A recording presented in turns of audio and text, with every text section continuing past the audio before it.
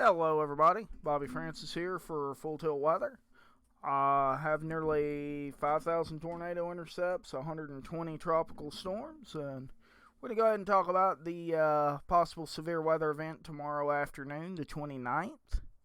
The National Weather Service has went ahead and released a marginal level 1 risk for this possibility. Extending from Little Rock, Arkansas to Beaumont, Texas, around Conroe.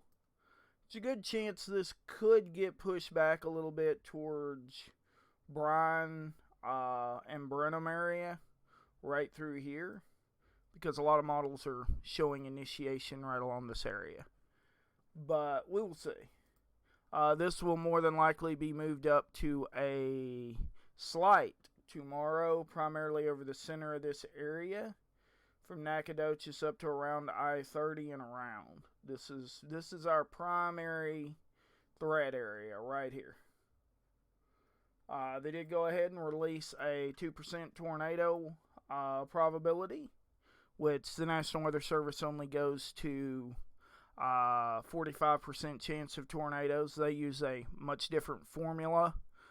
Using the standard 1 to 10 formula, the probability for a tornado, especially right along this area between Lufkin, Nacogdoches, Carthage, down and around, including parts of 49, right in this area right here, is about 23%. That's not tremendously high. That's not tremendously low. Something could happen. Couldn't happen. I mean, it can go both ways. But that's what we're looking at for risk for the NWS right this moment. We're going to go ahead and pop up some runs here. This is total accumulation for rain expected. Southern Arkansas could see some flooding along this line through the night. Models have trended towards large possibilities of precipitation as the line begins to separate and just drop rain north of I-20, heading into the Arkansas region. Right around Shreveport, north of Shreveport, headed that direction. Okay, so this is our standard reflectivity off of the NEST 3KM model. This model is capable of plotting model outlooks in 1.8 miles. It's a 1.3 model. So expecting line initiation right around Hearn into maybe Austin area, ejecting all the way up into just south of Little Rock. And this is expected between let's say more like 2 and 4 tomorrow afternoon, the 29th.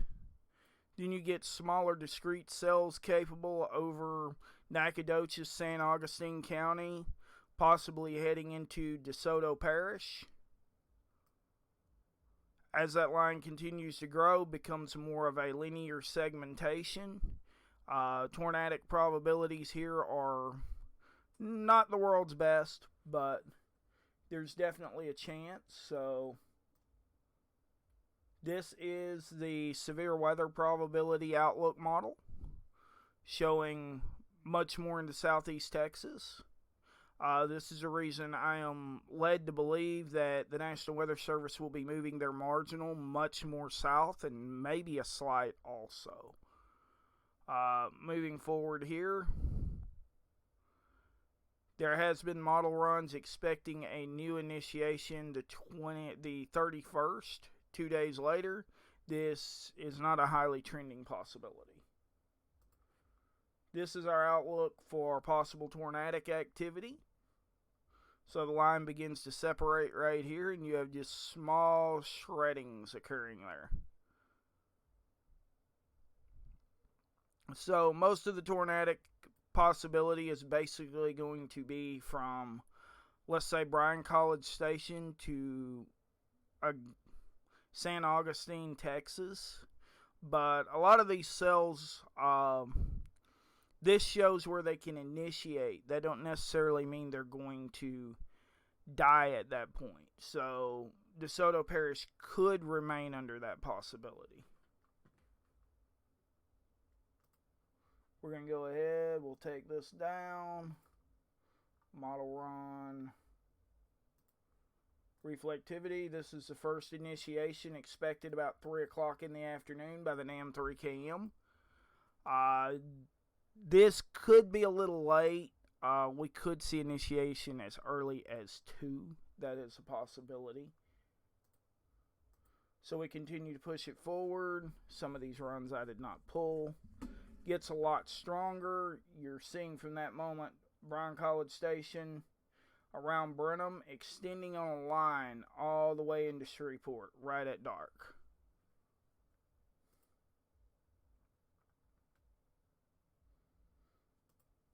Anything on this line could be a tornadic possibility, but these cells down here appear to be the higher risk. Models have been bouncing between a 23 to 26% chance of possible tornadoes on these cells right here, coming out of West Livingston and Lufkin. Going to be headed pretty much between Stonewall, Mansfield, maybe one slips as far down as Natchez. That's a possibility. They're going to be headed right on this line.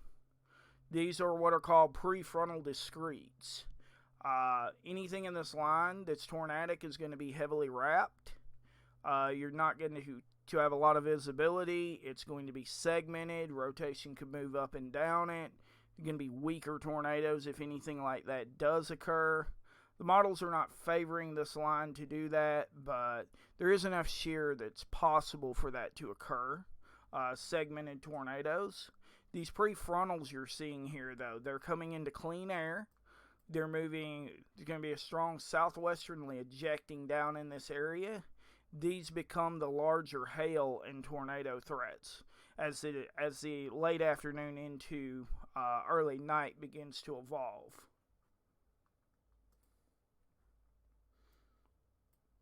Moving forward, there you go. This is a cell that the GFS long range, the American NAM, the American NAM 3KM, the American NAM Nest, pretty much every model is expecting to occur right around Lufkin area, moving right on this line through Nacogdoches County, San Augustine. This is a cell we will be targeting tomorrow. Pretty much guarantee we'll be headed to Lufkin. But, still only 33 to 36% chance of tornado. I mean, relatively that's pretty low, but, if there's a chance, you chase. Maybe it just becomes a higher hail threat and not a lot occurs, but the possibility of that being a tornadic threat does exist. And then it's expected to become a large cluster. This is something that has been trending now for about 60 hours. If you look up here into Arkansas, you're having that same clustering happening. So what's happening at this point is the model is trying to figure out the cells that are discrete and the cells that are individual coming into a linear line. So that linear line will flush over the eastern portion of Louisiana and western Mississippi through the morning. We push it forward just a little bit more. You see that strong linear line beginning to form. The same thing I had posted on the Facebook page a couple of days ago from NAM Run, showing a strong linear line. But then you still have smaller cells that are not fully verbeeked at this point. So these cells down here could be larger threats during that time frame. Most of the models think you're going to lose a lot of humidity through this area, so that's a pretty low chance, but some severe down through that area could be possible. And then about midnight, we begin to flow into the whole threats beginning to die. Because right here, you've got to the point you've lost all your cape, everything up north's linear, so everything down here at that point is not a threat. If it is, it's very isolated dying microburst off of 60-mile-per-hour storms. Because whenever a cell dies, warm air holds cold air up. So you lose the warm air, the cold air comes down, you get microburst. A lot of them are warned for 60-mile-per-hour winds. They really only happen in, let's say, 200-yard areas, but the NWS loves to warn them kind of storms, and that will remain a possibility through this area to a few of the more stronger cells. And then up here, you're dealing with some of this. Most of this will probably still be warned for 60-mile-per-hour winds. This cell will probably be a lot more compact than the model is thinking, because we're talking about 111 let's say 1,100 megajoule cape. We're moving down to about 700 during this zone. So this area is going to be a 60-mile-per-hour wind threat. All the way from around Little Rock to Pine Bluff, straight down 30 into the northern part of Shreveport. So that would be Caddo and DeSoto Parish there. And it will start to dissipate after that. The time frames for this model is probably wrong. I would expect this to happen more about 10 o'clock at night than as late as midnight. But that's what we know about it. Thank you all for watching. Y'all have a blessed day, and I'm out of here.